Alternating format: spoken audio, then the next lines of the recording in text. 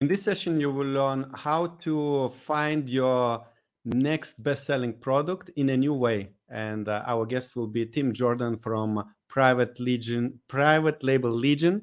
He's the founder of this community, and also Tim works as a business development consultant for e-commerce service providers. But before we continue with the content, I wanted to mention that this session is part of the Seller Fest online virtual summit, and it is supported by 3 companies. So the first one is a Carbon 6. It's a suite of tools that makes it simple to optimize and streamline every aspect of your Amazon business. Check the link below in the description. The next company which is supporting this session is YETI. They're an Amazon FBA auditing company, which helps to get money back from Amazon through the FBA reimbursements. So Amazon owes you money and they can help you. So check the link below in the description. And finally, last but not least, QUARTILE is also sponsoring this session. It's an AI powered advertising optimization platform that helps sellers and brand owners to maximize their potential on e-commerce platforms. And this session I'm hosting together with Lisette. Hello, Lisette. Hi, Augustus, and hi to everybody else as well. I'm really happy to be back here for another session and excited to bring Tim Jordan to the stage as well, as you will be talking about some of the non-Amazon product research methods today, right? That's it. Perfect. So, Tim, before we go to your presentation and we go to the details, could you first introduce yourself and tell us a little bit more about what you do in the Amazon space? Sure. So I started accidentally selling online in about 2015. And I guess I got lucky. I figured out a lot of things that I did poorly, which led me to learning how to do things the right way. So I've been a little bit of an experienced seller in the private label kind of brand building genre of Amazon selling for, I guess, 7 years now. And I started some service-based companies. I started doing some content marketing, which turned into some really big content series like the Project X case study I did with Helium 10, which I think is the largest case study that's ever been done for Marketplace. For about 2 years, I was the host of several podcasts, including the AM/PM podcast.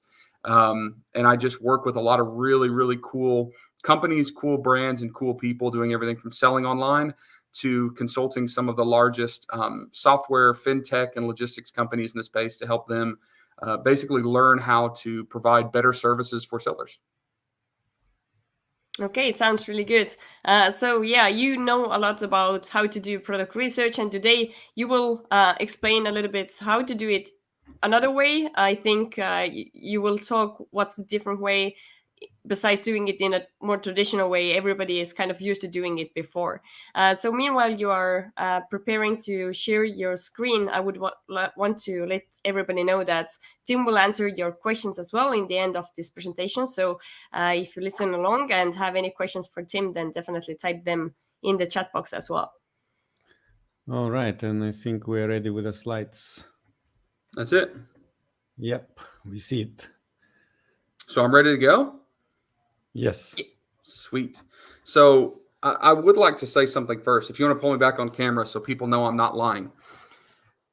I have to admit that this slideshow that I've tweaked a little bit is from 2019. 2019. Now, before anybody freaks out, here's my point. The methods that I've been using for about 3 years with some slight adjustments are still working. Some of the stuff that I teach is crazy. Some of the stuff that I teach is weird. So Augustus, don't worry. I did update my slide deck. But a lot of this training I was teaching in very high-level masterminds even 3 or 4 years ago. Now, the reason that's important to understand is we see so many trends about product research come out. We see a new way of doing things. We see a new method to launch. And those things change every 4 months or every 6 months or every 8 months. So we're constantly having to learn. But when you use methods that just generally work and aren't dependent on a specific algorithmic thing or a specific piece of software, then those methods are things that you can learn to do and you don't have to change every 6 months. So this is updated, but generally the main philosophy and the main principles that I'm talking about today have been working for many, many years and continue to work even to this day. Things haven't changed that much. And I think that when we focus on just traditionally good business, instead of the latest hack, the latest feature, the latest new widget, I think that it helps us build a business that's much more stable and much more profitable. So there's my disclaimer and also encouragement that this is not something that changes every few months. All right, so we're going to talk about the YETI. And the YETI is something that I've talked about for, I don't know, like I said, a few years. And it's a principle, it's a philosophy. It's this great realization that I had, which led me down this path of finding basically your next product on Amazon with some outside of the box research methods that you can still validate. So I'll talk about the YETI principle in just a second. But the goal is to share maybe one idea that'll help. Now, there are a lot of people that hear some of my crazy ideas and say, well, 75% of those don't make any sense to me. It doesn't matter. If I share one idea, one thought, one philosophy, one eye opener, that could be the entire thing that changes your business. So even if something I say sounds crazy, listen to the next thing I say because it might not. And then also keep in mind, this is not specific to Amazon. When I say that method is platform agnostic, it means that we don't have to put all of our faith in one platform. I speak at a lot of in-person conferences and I ask people, I say, raise your hand if you're an Amazon seller. And everybody raises their hand. And I say, we have to stop being an Amazon seller. And everybody's like, what does Tim mean? I thought Tim loves Amazon. I do. But what I mean is we have to start thinking of ourselves as product sellers, not Amazon sellers. So product sellers that use Amazon, but not just only Amazon sellers. So we have to be thinking about platform agnosticism, and everything that I'm going to show you today can be used on Amazon, any other platform, any other website, even Facebook Marketplace. It all works. So when I start thinking about the different types of product research that people do, it's very confusing because for a long time, people have said, well, this is how you do product research, and this is how you do product research, and this is the best way. The truth is there are a lot of different ways that work, but not always work. Not all of the different methods work for everybody's different style, everybody's different brain. And I have had a lot of conversations where people say, well, Tim, your product research method is very different than Brandon Young's. Which one is best? I don't know which one is best. Brandon Young's method works for him and a lot of people. My method works better for me and a lot of other people. There are different ways of doing that. So when I really broke this down, I came to the realization that there's kind of three different types of research for Amazon private label. There's the data scientist, the audience seller, and the wild hunter. The data scientists are the people like Brandon Young and Data Dive, that they just pull tons and tons of data into a spreadsheet and they start crunching numbers and look at little nuances and differences, and it tells them opportunities. My brain does not work that way. I can't get behind that. I'm not a data scientist. The next type of kind of primary type of private label researcher is the audience seller. They're the people that already have an audience. So if I have an audience of 20,000 fanatic cat sweater fans, people that love funny cat sweaters, when I'm doing product research, I'm going to be thinking about those research methods that will allow me to sell more products to that audience instead of finding a new audience. If I have, and I do, I have a brand of fishing gear, right? When I'm doing brand research and product research for that brand specifically, my research methods are going to be different because I need to fall within that brand. And I already have an audience and I already have affiliates and I already have influencers that are working on that. That's a different type. The type that really got me started doing well in private label, and the type we're going to talk about today, is what I call the wild hunter. This is somebody that does not have to have a ton of data. They're not someone that has to have an audience already, or if they want to get outside of their audience, they can do that. This is somebody that can be a very, very basic beginner Amazon seller trying to find your first product. Or I teach this method and it's being used by multi-million dollar companies that have specific niches, and they're trying to find a new product that can create its own niche, or a new product they haven't thought about with an existing niche. So today we're going to talk about this wild hunter philosophy. Now, what I want to show you is the typical private label research process. And if someone else was doing some training on this summit and showed you this method, I'm sorry if I offend them, but I think that this is a problem, and I'll show you why. So the first step that people would do is they'd go to Amazon.com, right? They would sit down at the computer, they go to Amazon.com. And what they would do is they would look for categories and subcategories and basically find what other people are doing. I call this the Jungle Scout method. You find other sales and you pull up the reports showing what they sold, what their estimated sales are. You can see this here. This is a typical Jungle Scout screen, estimated sales. And they might say, well, look, 6,800 units sold out of these top 10 results. And then what they do is they decide, hey, we can find a weakness, we can find an opportunity, we can find a way to do it better, right? Then we can source it, we can launch it, we can maintain our ranking. And later on, we'll do things like building lists and retargeting and engaging the audience and all those things. But basically what you're doing is you're finding from Amazon.com what other people are doing well and trying to get on that same bandwagon. So let me show you what that looks like for one of my products. This is one of the first products I ever sold. I went through that process. I came to Amazon and I looked up meat tenderizer, and you can look at the categories and subcategories. I started searching down, and then I found, actually, I can show you. I found, you want to pull up my screen here? I found this one. Now, this is a different shape and style than the ones that you just saw on my screen. It's round, but I saw all these people that were selling a ton of these meat tenderizers, and I thought, hey, I want to get on that too. So if you go back to my screen, see these different styles, I found this one. It's exactly what I was just holding in my hand.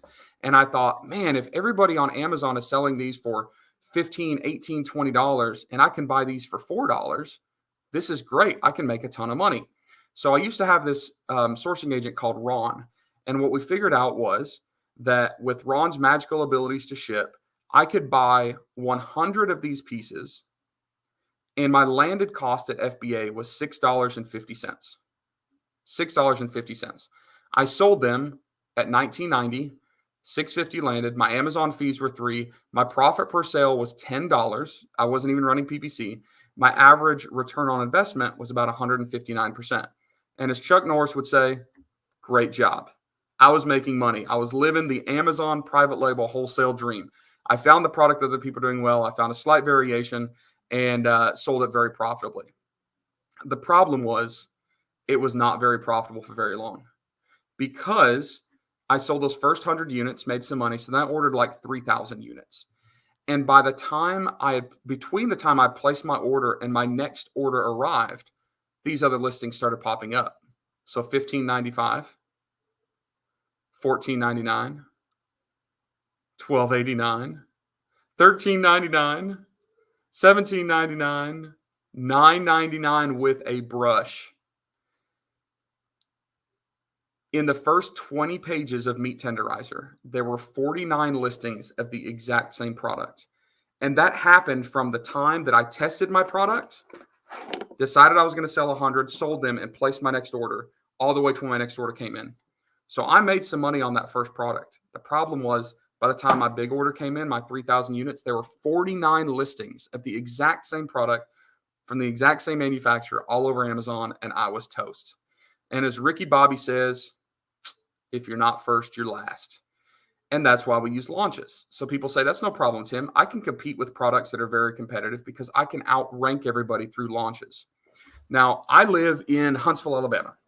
And most people think that Alabama has some funny stereotypes, and it does. But in the county that I live in, the city I live in, we have more PhDs and more engineers per capita than anywhere in the world. We are Rocket City, USA. This is where 90% of NASA employees live. And this city built this crazy Saturn V rocket, this amazing piece of engineering, the most powerful engine that man has ever built. And they engineered it. They designed it. They spent a ton of money to put that thing together. They put a ton of fuel into it. Like, it was an engineering marvel. And then it launched, which is very similar to our Amazon products. We put a ton of engineering behind the launch. We put a ton of planning. We put a ton of marketing. We load it full of fuel, which is our PPC costs or our giveaway costs or our rebate costs. And then we launch that thing. And just like when that Saturn V rocket launched, when we launch our Amazon products, it's glorious, right? So we tell ourselves, hey, we can launch a product that is very competitive because we'll just out-launch everybody. We'll just outspend them. But the problem is with rockets is they all fall. When the fuel runs out, that rocket comes back down. And that's what happens to our Amazon products. So my point is, we have some problems. One is terms of service volatility. If we're launching products that's against terms of service, we can get in a lot of trouble. We can get shut down. Also, algorithmic changes happen all the time. So we do a launch of a competitive product thinking we can still win based on a specific set of criteria and a specific reaction from Amazon's ranking algorithm, and then it changes. It can also be very expensive. When you load that rocket full of fuel, like you're adding all of your PPC costs, your giveaways, your discounts, your influencer marketing, your affiliate marketing, it gets very, very expensive. And you've got competition. That's another problem. If I'm launching a product that's competitive in the same way as everybody else, we're all doing it together. We're all doing the exact same thing. So we're all launching the same products. We're all fighting against each other, and it becomes a massive battle. So remember what Ricky Bobby said, if you're not first, you're last.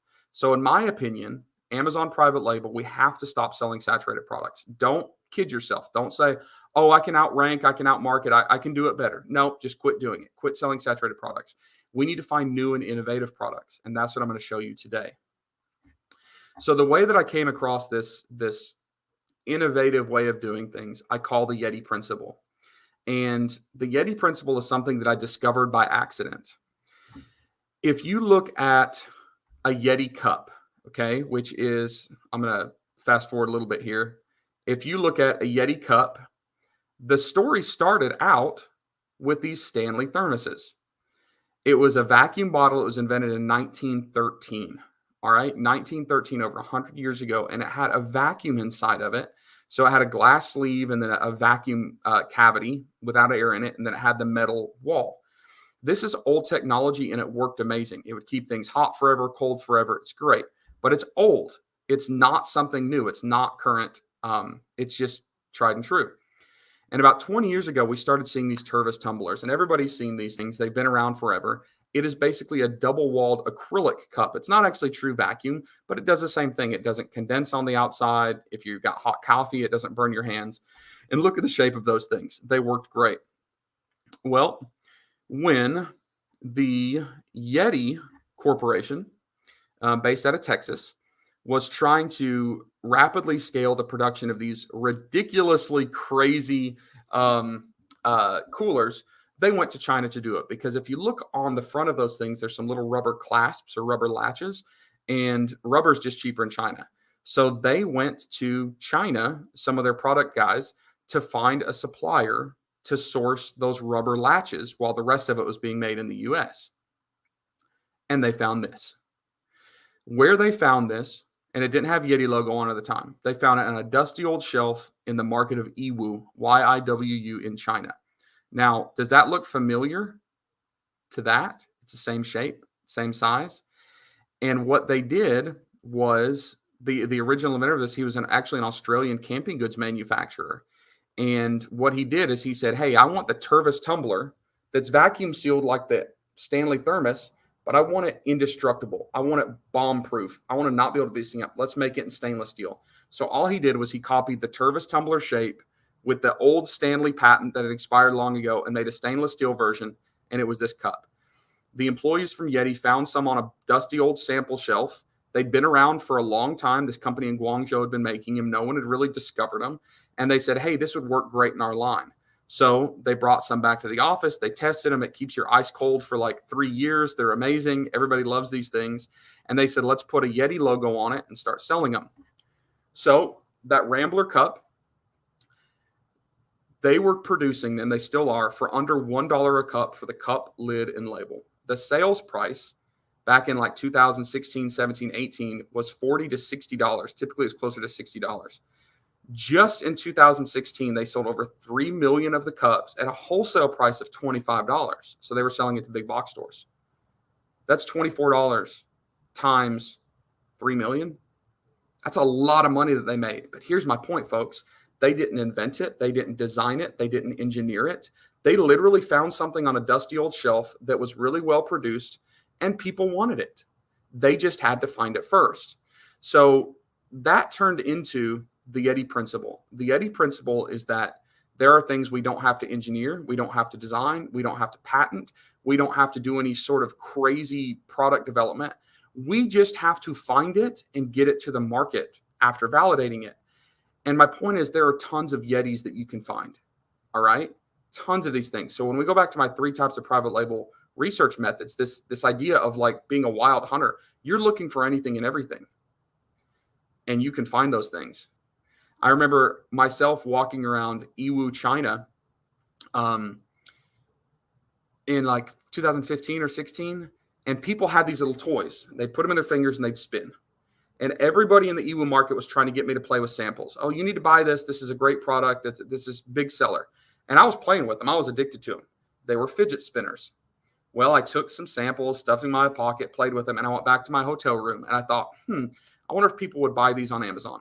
So what did I do? I followed what I call the Jungle Scout method. I opened up Jungle Scout. I figured out the keywords for these. There's one seller. He was selling some, but really nothing. And I dismissed the idea. I said, nobody's going to want these things.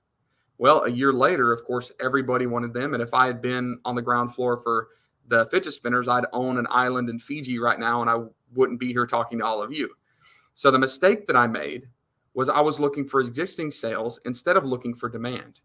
Now, if I could go back in time, what I would do is I'd look up keyword search volume, and I'd see how many people were searching for fidget spinners on Amazon. And I'm sure it would have been 100,000 a month. There's just nobody selling them yet. So my point is, if we stop looking at what people are selling and start looking at what people want, keyword search volume as opposed to existing sales, we can find products, tons of products that people want, they're not being offered. And that's how we get into the ground floor. That's how we become the first seller. That's how we become a YETI. Okay. So we have to find new ideas. And I told you when we started this, that the wrong way to do private label research, in my opinion, to sit down on Amazon and find products that people are selling, we have to get away from Amazon. We have to look at physical markets. We have to look at all these different places. And I'm going to share some of those with you now. Okay. So if I'm looking for typical ideas, I love Pinterest. Pinterest, I call it the magical realm. It's amazing. Pinterest is literally a place where people go and post things that they like. And it's a search engine. So the search engine works just like Amazon does, based on algorithms on keyword search volume or keywords and relevancy. So if somebody goes and types in to Pinterest boho home decor, they're literally just going to scroll through there and click on what they like for boho home decor. It's literally telling Pinterest, this is most relevant, this is most relevant, this is most relevant. So if I go to Pinterest and I type boho home decor, the way that it indexes and shows me results, it's essentially showing me the things that people are most interested in, the most active click, the most appealing.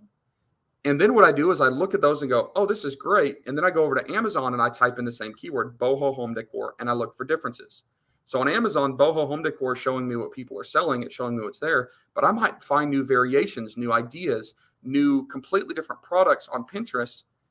And if I can't find them on Amazon, then I can start the actual keyword validation, determine, is this what people want, but not being offered? Right. And of course, I use keyword search volume and all that stuff. If you want to go deep into the research of that, you can go to Project X on YouTube, just free case study that I did, and teaches you how to do that keyword research. But my point is, you can go to Pinterest and you can find a million products that people are literally saying, I want this, I love this. This is the most relevant for this keyword. Search the same keyword on Amazon, and if it's not being offered, maybe there's a product opportunity for you. Another one that I love is crowdfunding and idea incubators.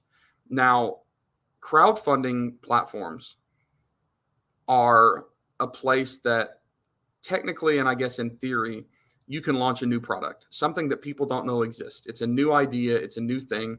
And people post it on there all the time. These are some of the most creative people, some of the most innovative people. People actually spend a ton of time and money doing research, figuring out what people are going to want to launch there. And then you can see, based on how many people are engaging with it or how many people are actually making commitments to buy, what the actual success may look like what the interest is. Now, I'm not saying go in and knock off every patented product on Kickstarter, Indiegogo. That's not what I'm saying. But you can go to places like this and find niches and find new trending things. I once used to sell products made of reclaimed bourbon barrels here in the US. I'd sourced it from the US and I actually produced it myself. But the way that I got those ideas is I was looking at products that were on Kickstarter that were made of reclaimed bourbon barrels. And I realized how popular it was. Everybody was going crazy about this idea of upcycling these bourbon and whiskey barrels. So then I went to Pinterest and I found creative ideas, and I went to Etsy and found creative ideas of what people were doing with that wood. And then I was the first to launch all that on Amazon, did extremely well, and ended up exiting that business. So go to these crowdfunding sites, go to these incubators, Rocket Hub, Fundraiser, Head Start, Kickstarter, and Indiegogo is a big one too. I left off the list. The next one is Etsy. Now, Etsy is fast, meaning Etsy can typically show up a trend about 12 months before Amazon will, because the Amazon process is slower. So Etsy is typically simple products. They're things that people make in their own home. My sister is a photographer and stay-at-home mom, and she started making these crazy, cool, giant head bows for baby girls to take photos in. This is back in like 2014 or 15. Well, when they got popular, she sold them on Etsy. She would make them in her photography studio. She'd sell them there, and there were none on Amazon at the time. And she kept telling me, hey, these are going to be popular. Like you should let me make you some and sell on Amazon. I said, no, if they were popular on Amazon, people have already been selling them. She's like, fine, you're lost. Of course, 12, 18 months later, they're everywhere and they were huge sellers. So because Etsy is so fast to get to market, you have these creative, innovative ideas that people are using and throwing up there. So I can go to Etsy and I can find products that don't even exist on Amazon. I could read reviews on them. I can see what my sales velocity is. I can use a piece of software called Marmalade. It's kind of like a seller tools for Etsy, right? You use Marmalade and track that stuff and see what's trending there. And the cool part about Etsy products is they're usually very simple. If somebody can make it in the back of their photography studio, or if some old redneck sitting on a bucket in his garage making this thing out of wood can make it, I can pretty easily get this thing produced in large scales through Mexico or China or India or some of these places that we're all getting stuff sourced from now. And it's not going to be super complex. It's not going to be heavy engineering, and it's not going to be a ton of electronics or things like that. So Etsy is full of great, crazy, innovative ideas. We can track the sales. We can read the reviews. We can get an idea of people like these or not. And all we have to do is find something that is selling on Etsy that's not selling on Amazon, do our validation and keyword research, make sure people want it, and we've got that idea. Next one I like is blogs. Now, there are a lot of blogs and there are a lot of places we can go to get product ideas. I specifically like life hack blogs. And you can search it, life hack blogs. It's literally just blogs that people are sharing crazy life hack ideas, which are usually little simple products. They can be a different use for something. They can be crazy variations of something. They can be a problem that people are having.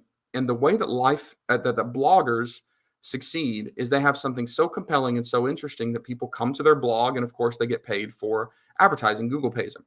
So if they're not doing their research and finding cool stuff, no one's going to come to their blogs. So we literally have a free research arm. We can go to the top trending life hack blogs, find all sorts of cool, crazy product ideas that literally people have spent thousands of hours researching to figure out the best ones. And they're simple to produce, right? And because it is a life hack, it's something that is fulfilling some sort of solution for a problem. We have 1 million keywords that we can sell those under. So definitely check those out. They're a great place to go. If you want to go into the blogs too, you can check out gift guides. Gift guides do that pretty well too. And then I like getting off Amazon. Now, I know that we haven't been able to talk about this in a while because of COVID, but now that COVID is starting to relax a little bit, we're getting back in person. I love in-person events.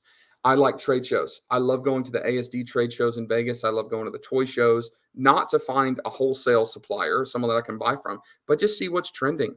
Look at the plush booths and find out, hey, what are people buying here, right? Like, is narwhal the go-to toy, or pandas or otters? Are they the go-to toy? And even if it's just a plush manufacturer, a stuffed animal manufacturer saying like, this is the hot topic, well, then that'll transfer to everything else. Go see if people are selling otter-themed birthday party supplies, paper plates. If no one's doing it, maybe there's an opportunity. We can keyword research otter birthday party or otter party supplies.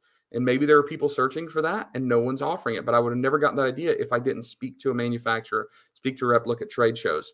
Of course, we can't go to China now, but I used to love going to EWU and Canton Fair.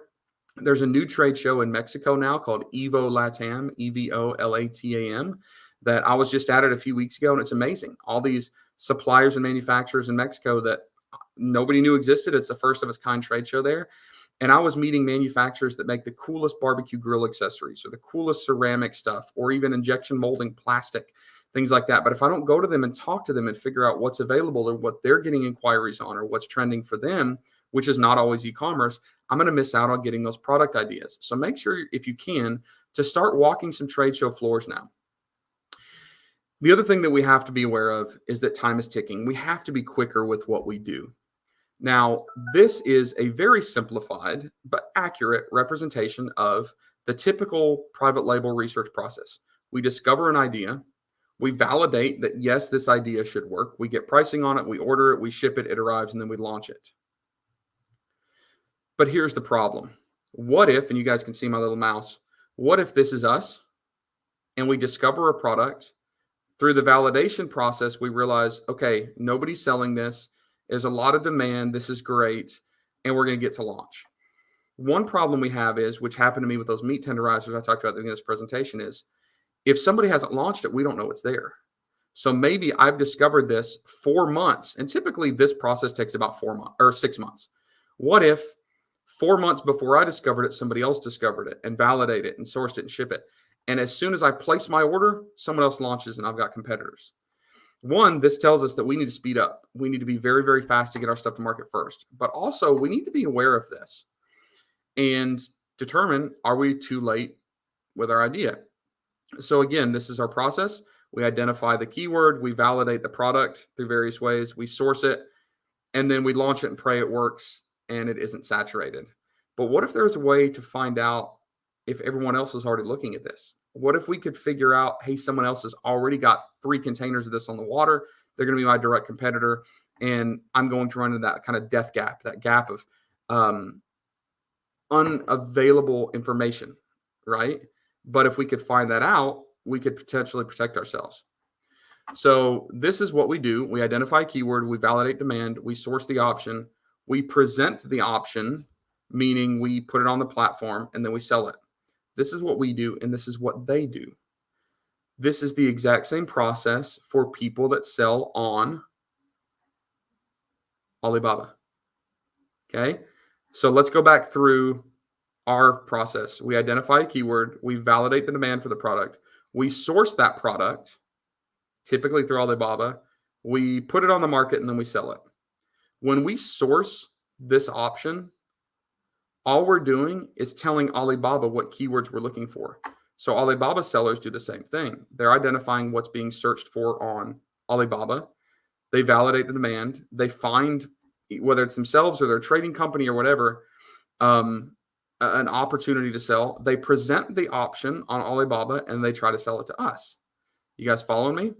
So essentially, what that means is if I find a product that I think people are looking for, but there's not much competition, I can actually go to Alibaba and see if there's a million options.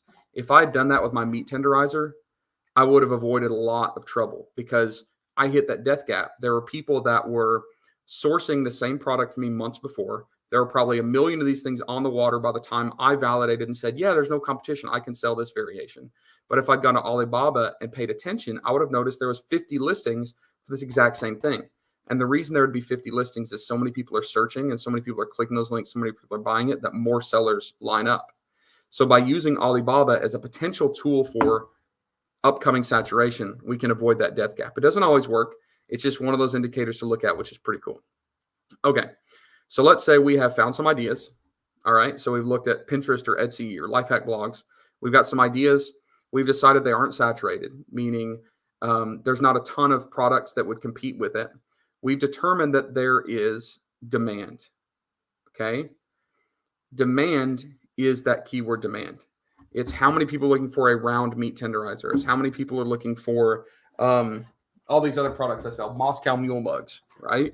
I was one of the first sellers on Amazon for Moscow Mule mugs before they got popular, one of my biggest successes. But what I did was I realized, hey, there's only 2 people selling Moscow Mule mugs, and there are 50,000 people a month estimated searching for those. There's an opportunity there. So I would determine that demand and competition. But then the question always comes up, Tim, which keywords are good? Should I be selling a meat tenderizer? Or should I be looking for a kitchen accessory? Or should I be looking for something very specific? Round stainless steel 56 blade meat tenderizer with safety latch. I don't know. But I think that we make the mistake of assuming that the only keywords that are good are the huge volume keywords. And I disagree with that. I think that you don't need a ton of search volume per keyword. I think that you're actually better to spread it out. And I think that sometimes a search volume may be coming soon. So what we do is we find stuff that's trending on Pinterest and say, nobody's specifically looking for a macrame picture window hanger. But if we start seeing a little bit of that volume coming up and we see that it's blowing up on Google and it's blowing up on TikTok and it's blowing up on Pinterest, we can assume that search volume is coming. We can get ready for it. So this is my illustration for how I explain what keywords are important. I have this triangle and I have at the top exact keyword and long tail keywords. Now, if this were a garlic press, which is like the quintessential saturated product you should never sell, that product is represented by multiple keywords. And at the top of that triangle is going to be garlic press. But it's also represented by these longer tail keywords like Press for garlic, garlic squisher, silicone handled garlic press, garlic squasher, garlic mincer. It's keywords that represent the same product, but they're lower search volume, right? So if I look at this, maybe this is just an example. The exact keyword for a product would have 10,000 searches under one keyword. We might have to stack up a lot of these smaller keywords, right, to also equal 10,000. So let's say this product has 20,000 searches a month, represented by a lot of long tail keywords, which might stack up to the same amount as one keyword at the top. And the mistake that we make a lot is we're only looking at those exact keywords. But here's the problem. That exact keyword, the one with high search volume, has a lot more competition. It's more prone to attack, and it's harder to stay on page one. But for me, I like these long tail keywords. There's less competition per keyword. Nobody's noticing what I'm doing. Even misspellings of words. I love misspellings of words because it's free places to sell. I even run PPC on misspelled words, and it flies under the radar. No one's trying to compete with me on a keyword that only has 900 or 1,000 searches a month. But if I can find a product that has 10 keywords that all have less than 1,000 searches per month, that's 10 keywords that I can own and dominate, and it's also much less expensive because the PPC bid costs for those exact keywords are much more than the long tail keywords. So in all, what I'm saying is don't assume that a low search volume keyword is a problem. And the reason I bring this up is a lot of people, when they're doing this type of keyword research, they say, well, Tim, I found this crazy idea on Pinterest, or I found this cool thing here, but it's only got like 3,000 searches. And I'll say, well, tell me what the keywords are. And they'll tell me, well, here's 5 keywords that are very, very relevant. Like all 5 of these keywords directly point to this product. We're not getting creative here. And this one has 1,000, this one has 500, this one has 300, this one has 800. It's only 3,000 or 4,000 searches. I love that. It flies under the radar. People aren't paying attention to it. I can easily launch that with a low MOQ. I don't have much competition. And that keyword volume, if I've done my job right, will continue to expand, and I'm first. So don't assume that the only way to win in private label is selling these very, very competitive products with a ton of search volume. I'd rather have 10 products that sell 30 or 40 units a day than one product that sells 300 or 400 units a day, because everybody noticed that there's more competition. If that one product runs out of stock, my entire business is dead. If I get one black hat attack, the entire thing's dead. I'd rather have 10 products with 30 or 40 sales a day that are higher profit margins, so they're less competitive. I can own the keywords, so I don't have to spend as much for PPC. And if one of them runs out of stock or one of them gets taken down black hat, I'm not completely toast. So here's my main point. There absolutely are products that are in demand with low competition. We just have to quit looking only on Amazon to find those. We go back to Amazon to find the keyword search volume and competitiveness to validate it. But we have to get off of Amazon to start finding products that we can sell on Amazon. Now, if you think I'm crazy, let me show you this. This is a screenshot from Helium 10's magnet, all right? This is search volume. Now, ignore the magnet IQ score because I don't necessarily like that. But check this out. This is a product that I've recently sold where my search volume was 11,800, right? And out of this keyword search volume, and all of these are the exact same, right? There's 11,000, there's 10,000, there's a few small ones. So I'm looking at potentially 23,000 searches for this. And if you look over here at the sponsored ASINs, the headline ASINs, like most of these have 0. This is a very low number. Even competing products, 207. Remember that doesn't mean that there's 207 people selling the same product. This just means there's only 207 products that are indexing for the same keywords. But this product that I've recently found that had all of this search volume, there was absolutely nobody selling this product online. But the software tells me counter. Like, this is why I don't like just counting on softwares, because it would say, oh, there's 207 competing products. No, what this means is that there's 207 indexing for it. But this product with over about 23,000 searches, there was absolutely none of them. So that's the moral of the story. There are great opportunities to sell on Amazon. We just got to stop doing things the same way as everybody else. Find those new product opportunities, validate them, and get to the market first.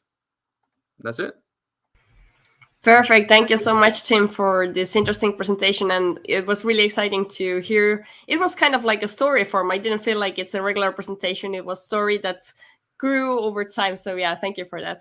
And also, if the viewers enjoyed this presentation, then don't forget to like this video and also subscribe to Orange Click YouTube channel to see more content like this. And I wanted to mention that this session is part of the Seller Fest Online virtual event.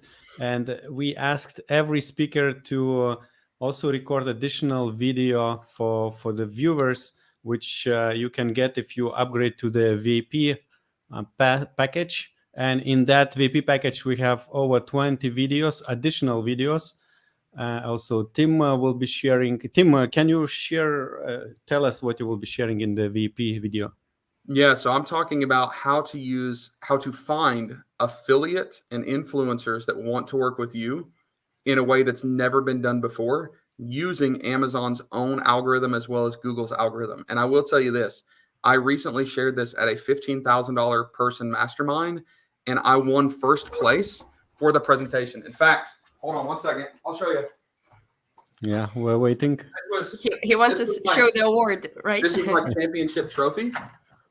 So I had to wait a little bit of time before the owner of that event got mad at me, but now I can share it. So that is the presentation that I'm sharing in the VIP area. Oh, yes. Well, it's actually updated. It's the same method, different presentation, but updated. Perfect. Thank you very much. And it will be very limited people who upgrade to VIP package. So it's maybe about 100 people who will learn these additional strategies. Some speakers are sharing templates, checklists, additional in-depth advanced strategies of similar topics they present during the Seller Fest Online.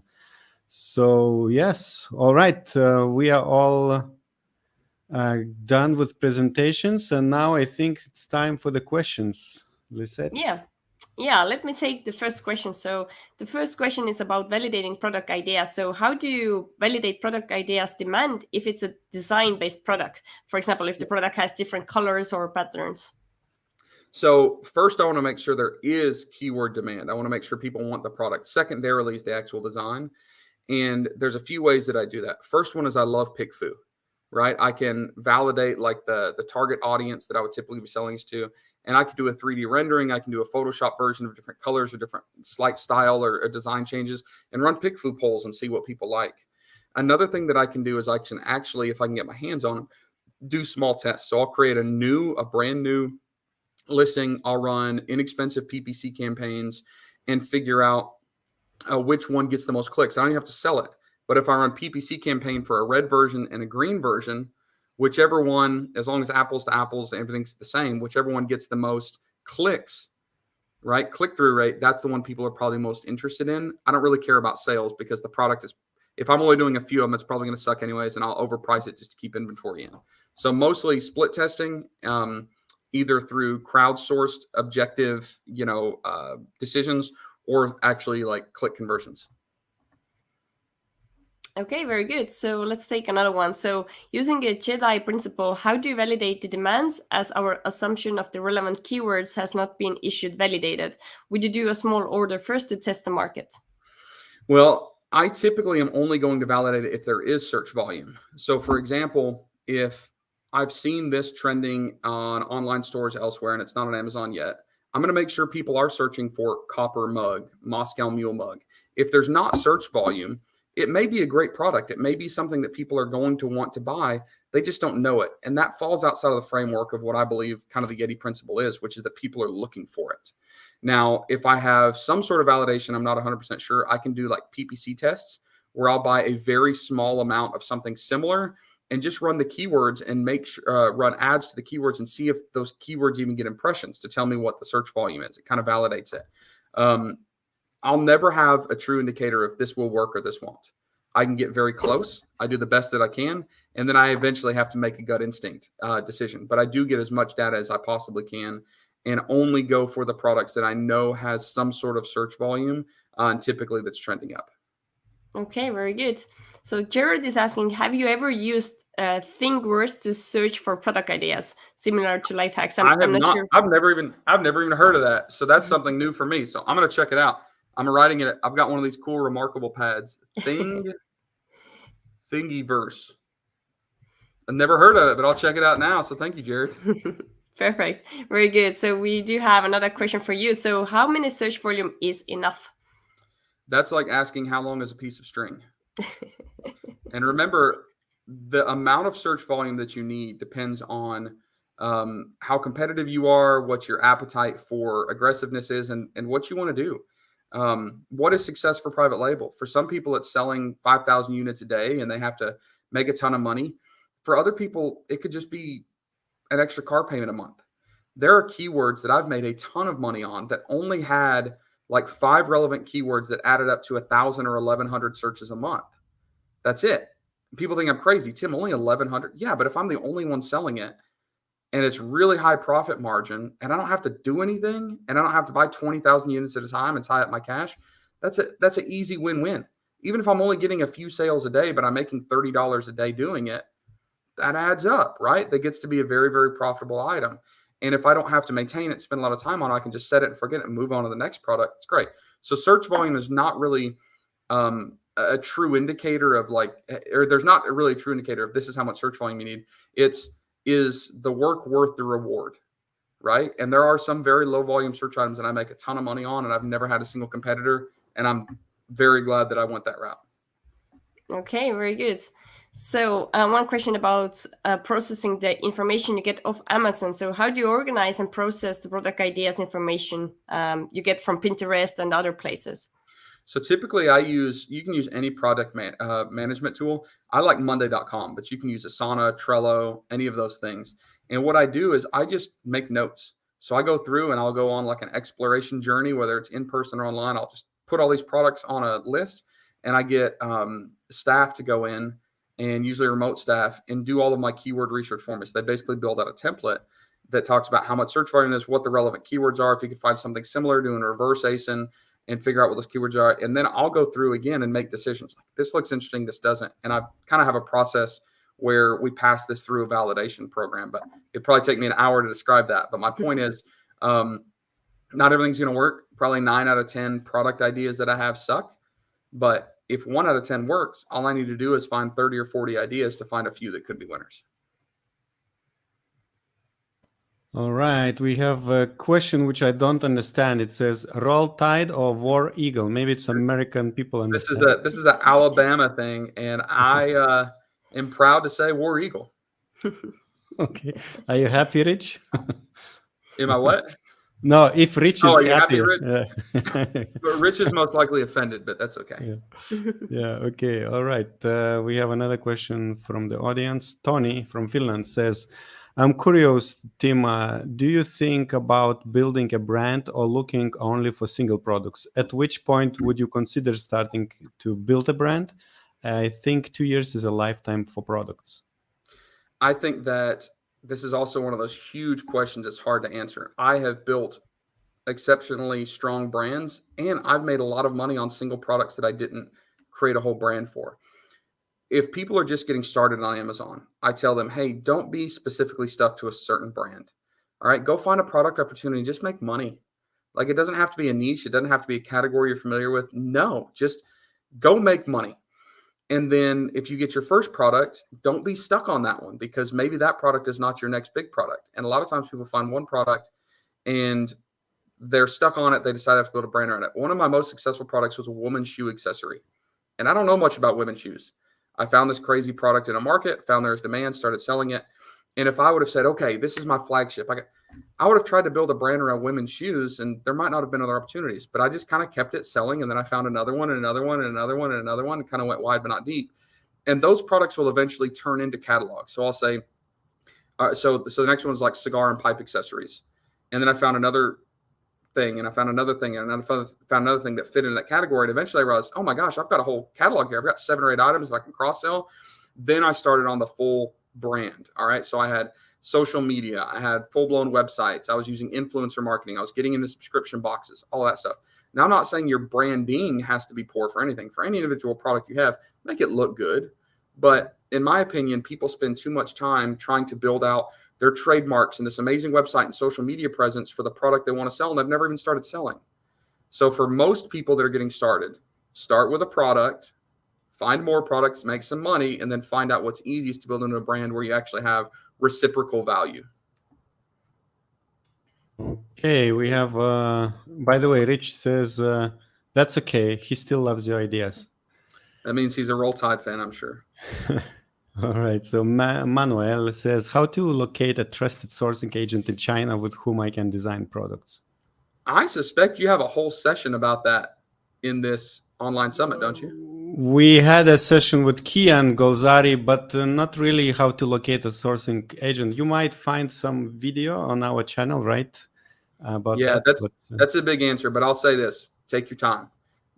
Talk to a lot of people, use your gut instinct, let someone build up trust with you, and try to get personal referrals. Don't just find somebody random online. Try to find people in the industry that will refer their sourcing agent to you. It's probably the best way to do it without completely getting hosed.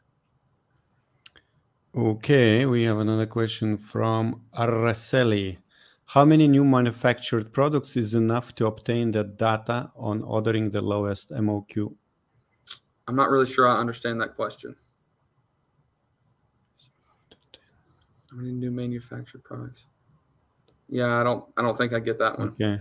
Araceli, please rephrase because our pros don't get it. Arti wants to know, do you think you should just copy a product just that is selling well? And do you think it's worth to try and make improvements if the price will have to go up?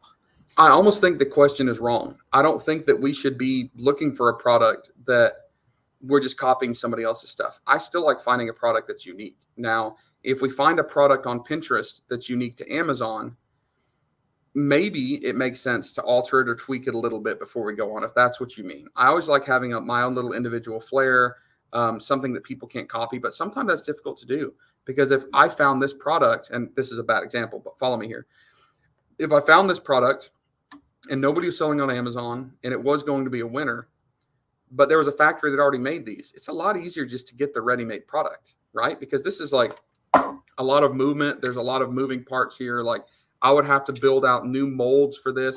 So it just depends on how easy it is. If I can easily have my own variation and even get like a design patent on it and make it mine, that's great. We can't always do that efficiently though. Okay, perfect. I think it was the last question.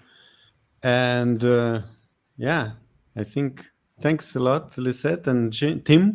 Jim Torben. Jim Torben. Thank you. Yeah, thanks a lot. And I'm sure that your VIP session is also full of golden nuggets from which sellers can learn a lot from. So yeah, thanks again for joining us. Yep. Well, thank you all for having me. And what's the best way actually for people to follow you now, since you are not anymore on AM/PM podcast? Yeah, they can follow me on LinkedIn. Just find Tim Jordan, Instagram, Timbo_Jordan, or find me and follow me on Facebook. Pretty easy to find there. Perfect. Thank you very much, Tim. Bye-bye. All right, take care. And now I would like to invite you to watch other video where Sumner Hobart is sharing 4 ways which you can use to improve your product FBA product research by using tools and platforms like Helium 10, Etsy, Mongoose, and Pickfu.